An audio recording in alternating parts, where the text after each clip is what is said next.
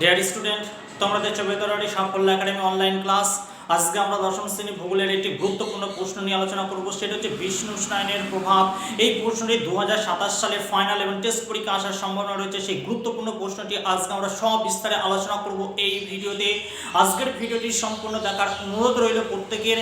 আর এই চ্যানেলটি তোমরা ফলো করো, এই চ্যানেলটিকে সাবস্ক্রাইব করে পাশে থাকা বেল আইকনটি প্রেস করে রেখো পরের নোটিফিকেশনটি পাওয়ার জন্য।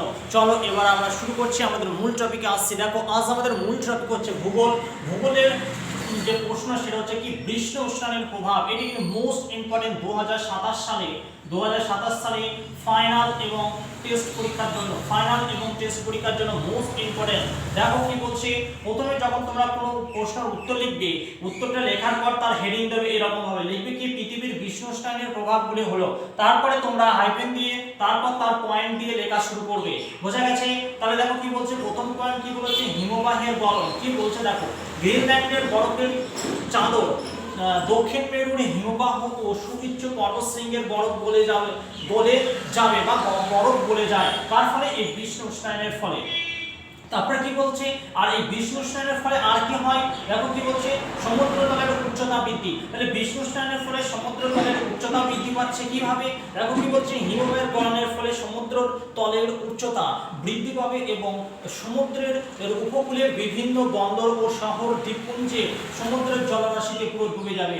আর কি হচ্ছে, দেখো কৃষি পদ্ধতির পরিবর্তন। কি বলছে, অসময়ে বৃষ্টিপাত হলে শস্য চাষের সময়ে পরিবর্তন ঘটবে।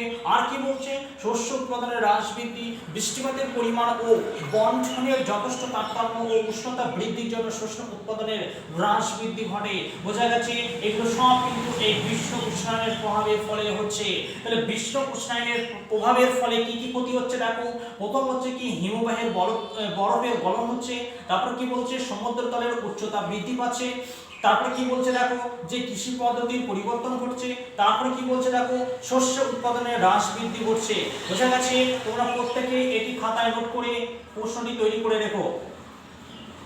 আজকে এই পর্যন্তই। ভিডিওটি ভালো লাগলে অবশ্যই লাইক করো, আর এই চ্যানেলে নতুন হলে চ্যানেলটি সাবস্ক্রাইব করে পাশে থাকা বেল আইকনটি প্রেস করে রেখো, আর এই ভিডিওর লিঙ্কটি বেশি বেশি তোমাদের বন্ধু বান্ধবদের মধ্যে শেয়ার করে দিও।